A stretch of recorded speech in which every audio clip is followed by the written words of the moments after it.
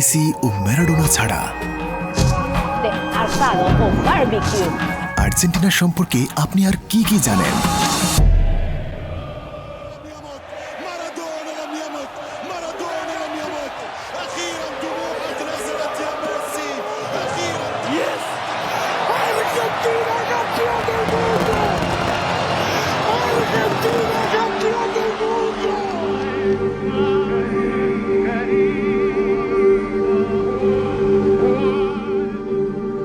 আমার দুটি স্বপ্ন আছে। প্রথমটি হলো বিশ্বকাপে খেলা। তারা ফুটবল কিংবদন্তির উৎস। এই বিষয়টি ছাড়াও আমি লিওনেল মেসি, আমার বয়স 13 বছর।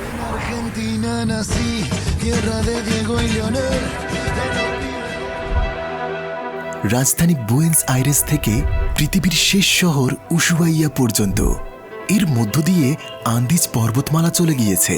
চিলি ও আর্জেন্টিনা এই দেশ দুটিকে পৃথক করেছে। এগুলো বিশ্বের বৃহত্তম ও দৈত্যকার হিমবাহগুলোর জন্য পথ তৈরি করে দেয়।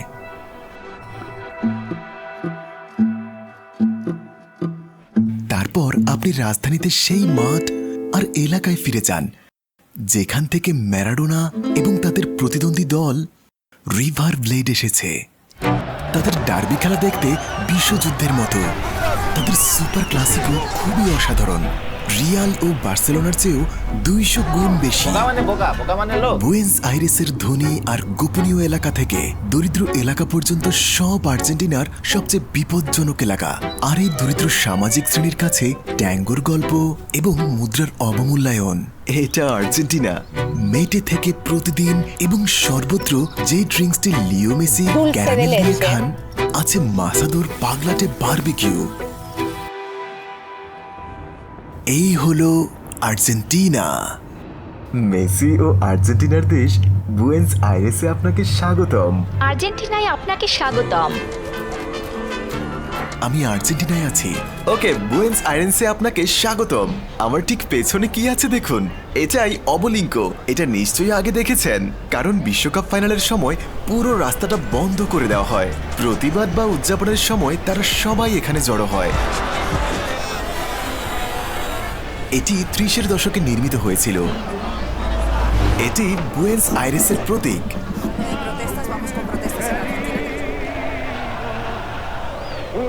আমরা এই বোকা জুনিয়র্স স্টেডিয়াম দিয়ে শুরু করব। এখানেই বিশ্বযুদ্ধ শুরু হয়। ফুটবল ম্যাচের দিন যুদ্ধক্ষেত্র বেশি মনে হয়। সব বিখ্যাত ক্লাব এখানেই। এটা সেরা স্টেডিয়াম, আর্জেন্টিনার কিংবদন্তি স্টেডিয়াম। দুর্দান্ত সব প্লেয়ার। তো ম্যারাডোনাকে এখানেই খেলেছিলেন? ম্যারাডোনা খেলেছিলেন ওই মঞ্চটাতে। এরা ম্যারাডোনা পরিবার। এখানে প্রতিটি কোণায় ম্যারাডোনা বা মেসির ছবি দেখা যায়। এই এলাকার নাম লাপুকা। যখন রিভার প্লেয়ার এখানে খেলে, দল যতই শক্তিশালী হোক, প্রতিপক্ষ কিন্তু রিভার ব্লেড। তাদের ইউনিফর্ম লাল সাদা রঙের। কোকা কোলা এই স্টেডিয়ামে আসলে তাদের যে লাল রং তা ব্যবহার করতে দেওয়া হয়নি। এমনকি আমি লাল পোশাক পরলে আমাকেও বের করে দিত। এমন ফুটবলের প্রতি ভালোবাসা আমি বিশ্বের আর কোথাও দেখিনি। এই যে দেখছেন 12 সংখ্যাটি 12 নম্বর প্লেয়ারের সাপোর্ট করা দর্শকদের বোঝায়। তারা যেন এক পরিবার। ওকে, এই লুপাকা এলাকায় এখন প্রচুর গ্যাং আছে। এটা এখন নিরাপদ নয়। এখানকার প্রতিটি এলাকায় আছে নিজস্ব বৈশিষ্ট্য। আপনাকে নিজ এলাকার দলকে সাপোর্ট করতে হবে, নয়তো বিপদ আছে। পিচটা এত ছোট লাগছে কেন? কারণ তারা অনেকবার এটি বড় করতে চেয়েছিল, কিন্তু কেউই মাঠের পাশে নিজের বাড়ি বিক্রি করতে চায়নি, তাই আর পিচ বড় করা যায়নি। এটি শেরবা মাঠে, মেসি মাঠে।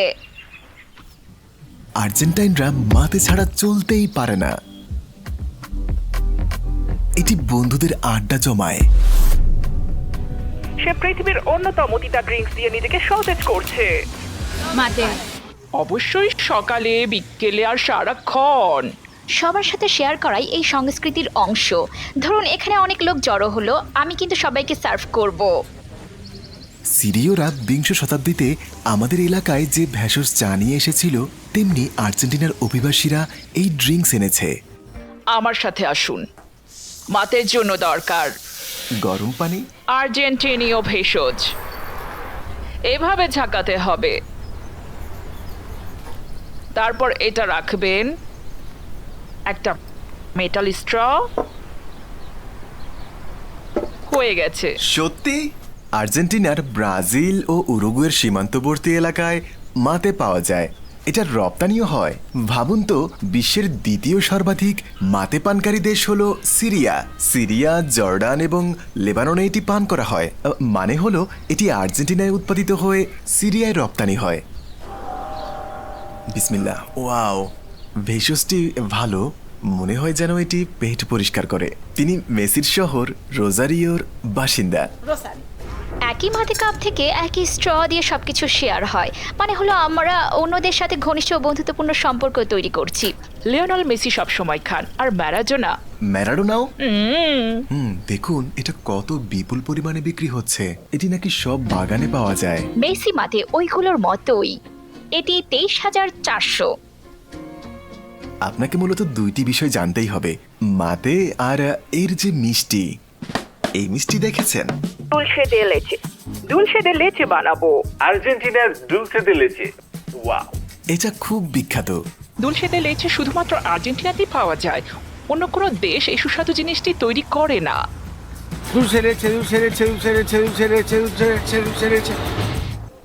সমগ্র লাতিন আমেরিকার বিখ্যাত ক্যারামেলটি আর্জেন্টিনাতেই পাওয়া যায়। এটা ক্যারামেল। এটি আলফাজর বিস্কুট। আলফাজোর? আলফাজর চকলেট বিস্কুট আর দুলচে দিলেছে।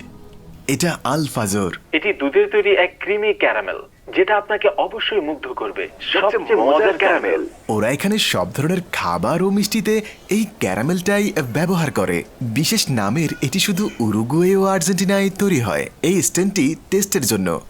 এই আলফাজরটি মায়েরা তাদের সন্তানদের স্কুলে যাওয়ার সময় খেতে দেন।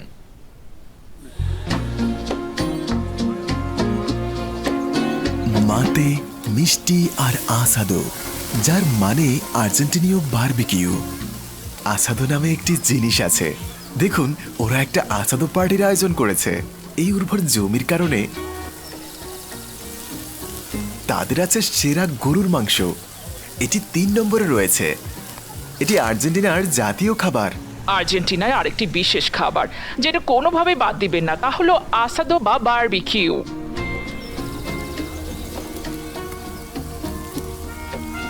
আসাদো আর্জেন্টিনার খুব খুব বড় আকারের গরুর মাংস। Asado asado.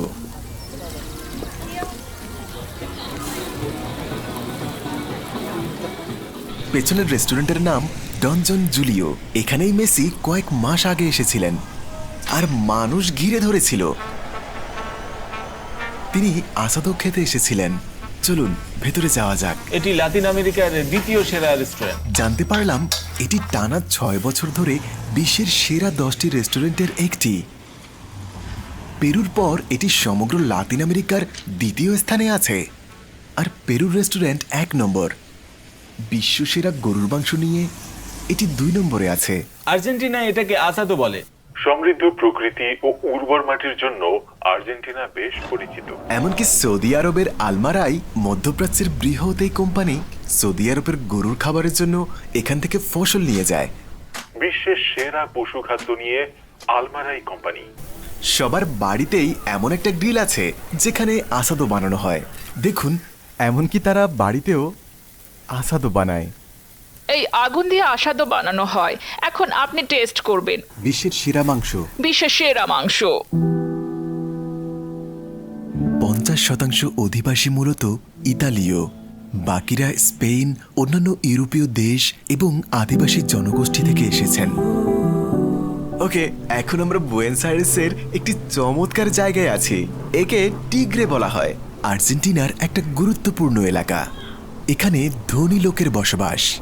মাঝখান দিয়ে একটি খাল আছে। এলাকাটি কিছুটা আমস্টারডামের মতো। এই নদীটি সোজা আরেকটি নদীতে গিয়ে মিশেছে। আমাজনের পর লাতিন আমেরিকার বৃহত্তম নদী, যার নাম পারানা। এই নদীতে চলাচলের জন্য আপনি নৌকা নিতে পারেন। অপরদিকে এই অঞ্চলকে ব-দ্বীপ বলা হয়। এটি নদীর মোহনা, একটি ত্রিভুজ আকৃতির গঠন এবং নীল নদের ব-দ্বীপের মতো কর্দমাক্ত পলি দ্বারা গঠিত। আচ্ছা, আমি নিকোলাস আর আমি একজন স্থানীয় বাসিন্দা, বহু প্রজন্মের ডেল্টা অরিজিনাল। সত্যি কয়েকজন আছে এই অভিজ্ঞতা ব্যক্তি পর্যায়ে। ডেল্টা থাকা বেশ চমৎকার। শরণার্থী এবং আমোদ ও আনন্দের জন্য ডেল্টা চমৎকার। এটা অসাধারণ জায়গা। এটি পারান নদীর শাখা নদী নিয়ে গঠিত হয়ে উরুগুয়ে পর্যন্ত বিস্তৃত। আর টাইগ্রা মানে বাঘ বা জাগুয়ার। ধনীদের পাশাপাশি গরিব ও অভিবাসীরাও আছেন। বুয়েন্স আইরেসের ডান দিকে ধনীদের এবং বাম দিকে গরিবদের দেখতে পাবেন। তারা রাজধানীর বিভিন্ন এলাকায় বাস করে।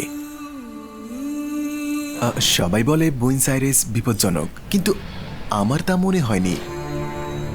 ঠিক এমন ভিলা 31, এটা ঠিক ব্রাজিলের বস্তি এলাকার মতো।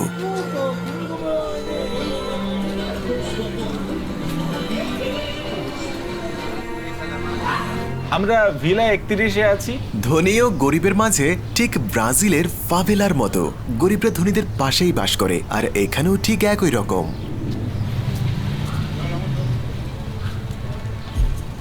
মাত্র একটি রাস্তা তাদের একে অপরকে পৃথক করে রেখেছে। এই পাশে সব ধনী বাড়ি ও হোটেল।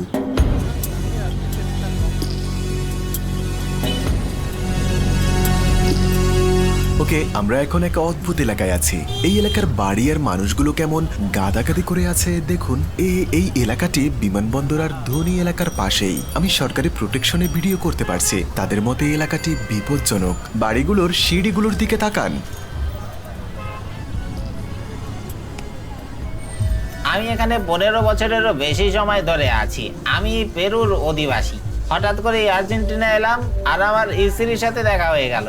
আর এখন আমার একটা মেয়েও আছে। এইভাবেই এই বস্তিগুলোতে বিদ্যুৎ আসে। দেখতে পাচ্ছেন এই তারগুলো কিভাবে জড়ো হয়ে আছে। তারা পাশের এলাকাগুলো থেকে বিদ্যুৎ নিয়ে আসে, এমনকি পাশের এলাকাগুলো থেকে পানিও আনে।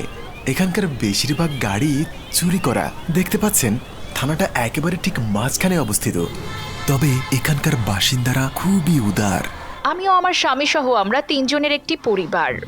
আমি এখানে 9 বছর আর আমার স্বামী 21 বছর ধরে আছে। 31 নম্বর এলাকাটি বহু সাংস্কৃতিক। ব্রাজিলিয়ান, প্যারাগুয়েয়ান, পেরুভিয়ান, বলিভিয়ান সব কিছু দেখতে পাবেন। সবাই তাদের নিজস্ব খাবারগুলো বিক্রি করে।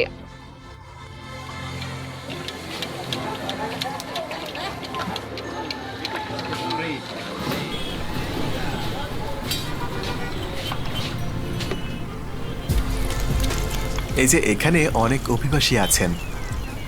এই মহিলা বলিভিয়ার অধিবাসী।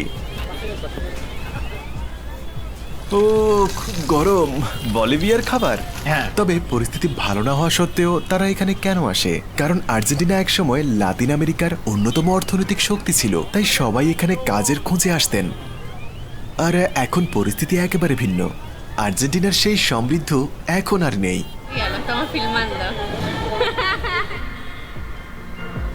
এটা খুব সুন্দর এলাকা। এর মানুষ, খাবার, সব জায়গা এলাকাটিকে সুন্দর করেছে। আর তাকে দেখে খুব ভালো লাগছে। আমি ফেসবুকে তার স্টোরিগুলো সবসময় দেখি। আমাদের থাকার ভালো কোনো জায়গা ছিল না। আমি হাইওয়ের নিচে থাকতাম। আর্দ্র আর অস্বাস্থ্যকর পরিবেশ। হাইওয়ের ওপরে গাড়ি চলে।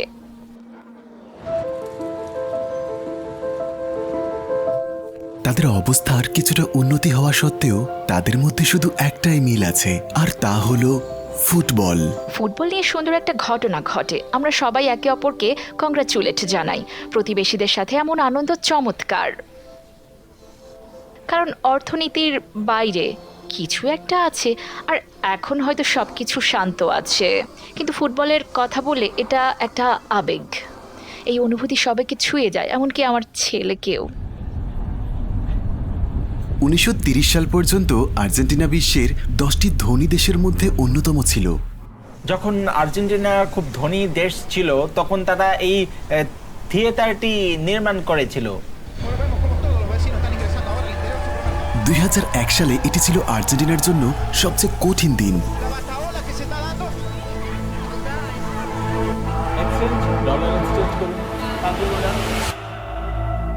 ইউরো, ডলার, মুদ্রার মান এখন 100%-এরও বেশি বেড়ে গেছে। এর মূল কারণ হলো মানি প্রিন্ট। আমরা বিশ্বজুড়ে মুদ্রাস্ফীতি নিয়ে আলোচনা করছি। এটা ভেনেজুয়েলা ও জিম্বাবুয়েতে দেখেছি, বর্তমানে আর্জেন্টিনায় আছি। আমি ভিক্টর এবং আমি একজন অর্থনীতিবিদ। আমি কেন্দ্রীয় ব্যাংকে কংগ্রেসের অর্থনীতি মন্ত্রণালয়ে কাজ করি। মানি প্রিন্টিং এর ফলে মুদ্রাস্ফীতি ঘটে। রাস্তাঘাট জুড়ে ক্যাম্বিও পাওয়া যায়। ক্যাম্বিও মানে হলো বিনিময়। এখানে ডলারের ভিন্ন ভিন্ন দাম আছে, পর্যটকরা লাভবান হয়। বর্তমানে লাতিন আমেরিকায় আর্জেন্টিনার সবচেয়ে সস্তা। এখানেও অনেক রকম ডলার আছে। এই পুরো রাস্তাটাই এরকম। আজ সরকারি মার্কেটে $1 মূল্য 220 পেসো, কিন্তু প্যারালাল বাজারে 460 পেসো, মানে দ্বিগুণেরও বেশি। মানে দাঁড়ালো ডলার থাকলে আপনি লাভবান হবেন। হ্যাঁ, একদম ঠিক। Exchange exchange exchange, dollar exchange করুন। Exchange exchange, dollar exchange. সরকারের কাছে সমস্ত খরচ মেটানোর মতো পর্যাপ্ত সম্পদ নেই, তাই এর অর্থায়ন করতে মানি প্রিন্ট করতে হয়। জানি না সরকারের কেন মানি প্রিন্টের প্রয়োজন। আমার মনে হয় এটা ক্ষমতার বিষয়। কারণ যদি তাদের হাতে প্রিন্টিং মেশিন না থাকে তারা ক্ষমতা হারায়। 2001 সালে এটি দিয়ে এটি কেনা যেত, অথবা এটা দিয়ে এটা কেনা যাবে, কিন্তু 2023 সালে আপনার এটি প্রয়োজন হবে। এটাই হলো মানি প্রিন্টিং এর ফল। Se ha metido al interior del supermercado. Son todos iguales. El pueblo se tiene que sacar la camisa. দিন দিন সংকট আরো তীব্র হচ্ছে। 104% বার্ষিক মুদ্রাস্ফীতির কারণে আর্জেন্টিনা তার জনসংখ্যার ব্যয় উঠাতে পারছে না।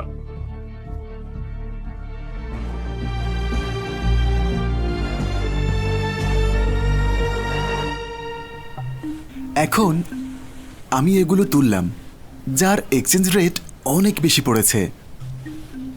কিন্তু আমি যদি ডেবিট কার্ডে তুলি তাহলে আমার কাছে এই ডলারের অর্ধেক থাকবে। বিদেশি পর্যটকদের কাছে সাথে যদি নগদ মার্কিন ডলার থাকে তবে ভালো হয়। স্থানীয় বাসিন্দারা স্থানীয় মুদ্রায় বিনিময় করে, কারণ এটি সরকারি রেট ছাড়াও আরেকটি রেট আছে। কালোবাজারে সব আছে, যেমন ব্লু ডলার সহ আরো অনেক ধরনের ডলার। তো আর্জেন্টিনায় আমাদের 12রও বেশি ধরনের ডলার রয়েছে। কাতার ডলার, ব্লু ডলার, যেমন ক্যাম্বিও, পর্যটকদের ডলার, সরকারি ডলার এবং আরো অনেক রকম ডলার, যেমন ইউরো, ডলার, রিয়াল। আমি এখন যে হোটেলে আছি এখানে লেখা আছে যে আমাকে 2 রাতের জন্য 370 মার্কিন ডলার দিতে হবে, কারণ এটি সরকারি রেটেই লেনদেন করে। কিন্তু কালোবাজারের মাধ্যমে পে করলে অর্ধেক দিতে হবে। যদি মার্কিন ডলার ছাড়া স্থানীয় মুদ্রায় পে করেন তবে প্রায় দ্বিগুণ দিতে হবে। রাজনীতিবিদরা দুর্নীতিগ্রস্ত, তাই এ ব্যাপারে মানুষকে আরও দায়িত্বশীল হতে হবে। এটাই আর কি। আমার মনে হয় যদি আমরা নীতি পরিবর্তন না করি তবে জিম্বাবুয়ে, লেবানন বা ভেনেজুয়েলার মতো আর্জেন্টিনারও ভবিষ্যৎ হতে পারে।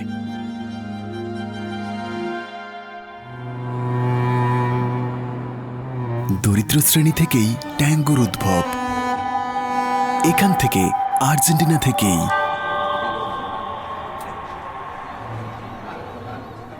রাস্তা থেকে শুরু করে বিশ্বজুড়ে বিভিন্ন থিয়েটার পর্যন্ত নৃত্য আর্জেন্টিনার জনগণের ঐতিহ্যবাহী সংস্কৃতি হয়ে উঠেছে। আমরা ব্যাক স্টেজে আছি। এই শহরের সেরা অনুষ্ঠানের জন্য তাদের প্রস্তুতি দেখতে আমরা মঞ্চের পেছনে গেলাম।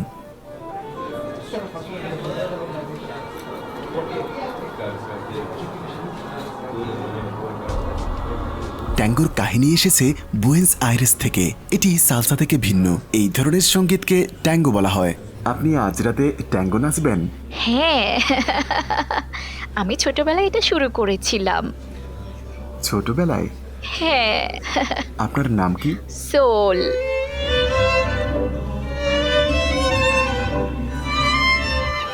এই এম্পানাডা হলো আর্জেন্টিনার খাবার। অবশ্যই আমাদের এম্পানাডা খেতেই হবে। এটা অনেকটা আমাদের সিঙ্গাড়ার মতোই।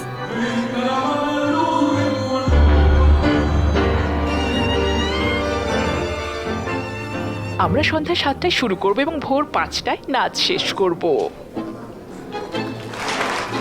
বুয়েন্স আইরেসের সেরা আর সর্বশ্রেষ্ঠ ট্যাঙ্গো স্কুল।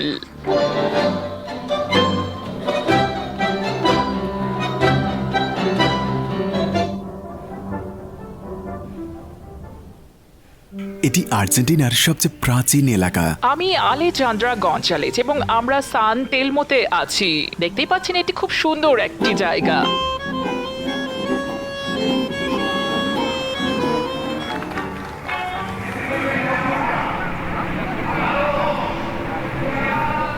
এখানে তার কবর, যিনি আর্জেন্টিনাকে স্পেনিশদের হাত থেকে মুক্ত করেছিলেন। আমার পেছনে যে জায়গাটা দেখছেন, এখানেই সান মার্টিনের কবর আছে। সান মার্টিন কে?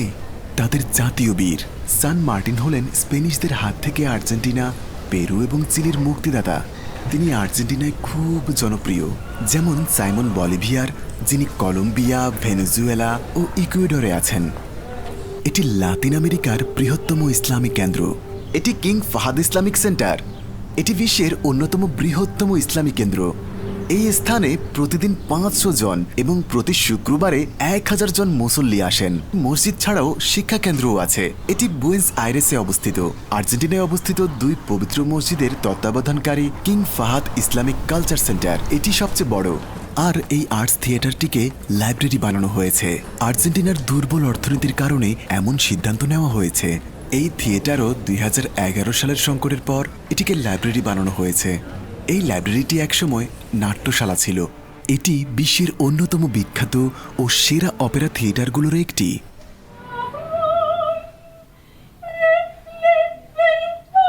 এটিকে কোলন বলা হয়। এটা বিশ্বের সবচেয়ে বৃহত্তম। একজন অপেরা করা মহিলার সাথে দেখা করলাম। আমি সোল, 8 ঘন্টার মধ্যে হব পামেনা। আমরা সেই রূপান্তরটি দেখতে পাচ্ছি।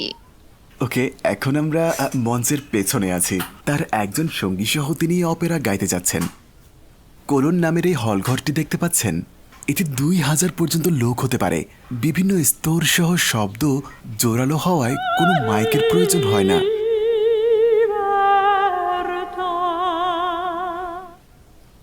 এখন তিনি এইভাবে সাজবেন। আপনি আজ পারফর্ম করবেন? আমি বিশ্বজুড়ে পেশাগতভাবে 30 বছর ধরে গান গেয়ে আসছি।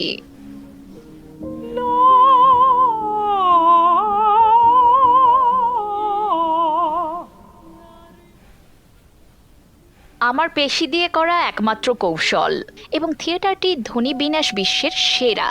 Teatro Colón. সেরা অপেরা গায়ক, ব্যালে ডান্সার এবং যে কোনো ধরনের সেরা আর্টিস্ট এখানে আসছে, তাই আপনারও অবশ্যই আসা উচিত। অ্যাকোস্টিক একদম নিখুঁত, তাই না?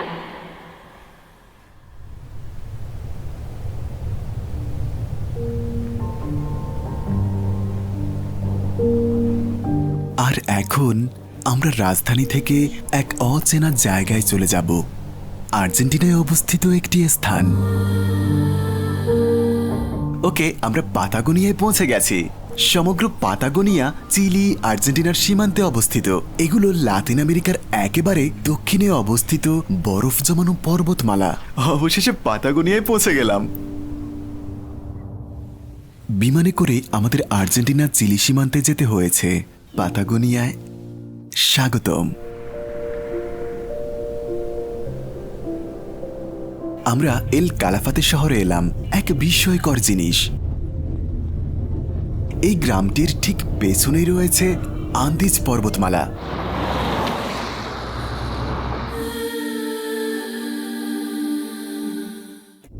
গাড়ি চালানোর সময় আমরা চমৎকার সব প্রাকৃতিক দৃশ্য দেখলাম। এল কালাফাতে বিমানবন্দর থেকে আমরা সোজা অন্য শহরে যাই। সেখানে 2 রাত কাটিয়ে এল কালাফাতে ফিরে যাব। আমরা আর্জেন্টিনার উত্তর থেকে দক্ষিণ পর্যন্ত ঘুরে দেখব। 4 ঘন্টা ড্রাইভ করেছি। লোকেরা এই পাহাড়গুলোর মাঝখান দিয়ে হেঁটে সীমান্ত পার হয়ে চিলিতে যেত। পর্বতমালাগুলো অসাধারণ। মানুষ দিনের পর দিন এই পাহাড়ে চড়ে বেড়ায়। তারা প্রকৃতির সান্নিধ্য, বিশ্রাম ও বিনোদনের জন্যই আসেন। এটা দেখতে হিমালয়ের মতো। এখানে আছে আন্দিজ পর্বতমালা।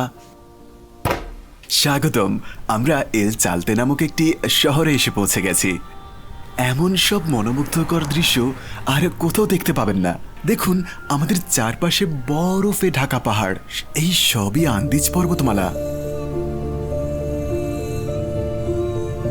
এই এলাকাটা খুবই শান্তিপূর্ণ।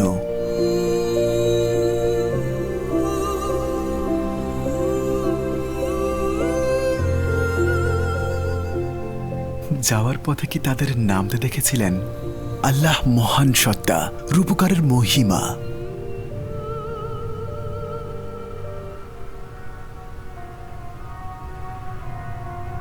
এই মুহূর্তেই ঠিক আমাদের সামনেই রয়েছে বিশ্বের বৃহত্তম হিমবাহ। আমি এইটুকু ছোট।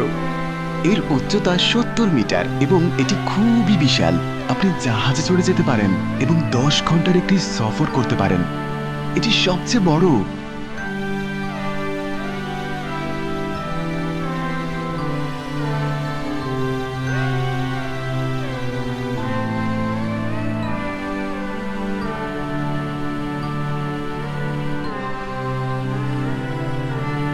এটি বিশ্বের তৃতীয় বৃহত্তম বিশুদ্ধ পানির ভান্ডার এবং বিজ্ঞানীদেরও অজানা এই বরফ না গলে কিভাবে জমাট বাঁধে।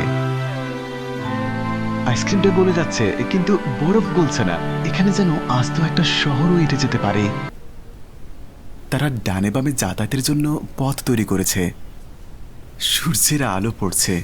জানেন কি, এর ক্ষেত্রফল 250 বর্গ কিলোমিটার, যার একটি অংশ চিলিতেও আছে। এটি পেরিতো মরিন হিমবাহ আবিষ্কারকের নামেই নামকরণ করা হয়েছে। বরফ ভেঙে পড়লে এর শব্দ বজ্রপাতের মতো শোনায়। আর্জেন্টিনায় এখন শরৎকাল। ওরা আমাদের ঠিক উল্টো পথে চলে। যখন আমাদের দেশে বসন্ত, তখন এখানে শরৎ, আর যখন এখানে শীত, আমাদের দেশে গ্রীষ্মকাল।